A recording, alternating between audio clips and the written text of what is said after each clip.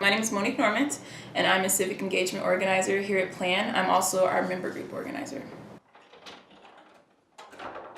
Born and raised in Las Vegas, Normand's parents divorced before she started high school, where she began to notice differences between her school and others. For instance, we didn't have enough books, so we weren't allowed to always bring our books home with us.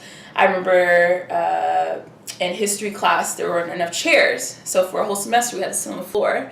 It was very clear to me that there was a clear distinction, and trying to understand, these kids had better things because their parents were able to, give money to the school and donate and do all these things. And our parents weren't. Most of our families were working families that could barely, they were just putting food on the table. They didn't have time to go to the school and rally for anything or demand something. So that was like my first view of seeing the separation of people who have and who don't, and why that is.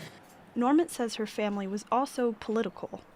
Also, my family, most of my family is part of the culinary union in Las Vegas. So I also saw them often, walking the picket lines and things like that for fighting for their workers' rights. After receiving her bachelor's in creative writing, Normand was hesitant to take on more school.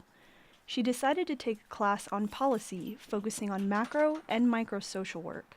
So basically, how agencies within states work together to serve their communities.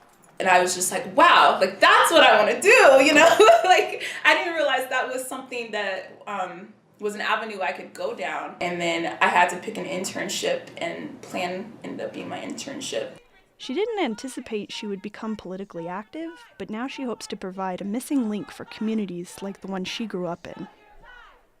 Normand graduates this spring from UNR with a master's in social work. She plans to continue her work in Reno and beyond.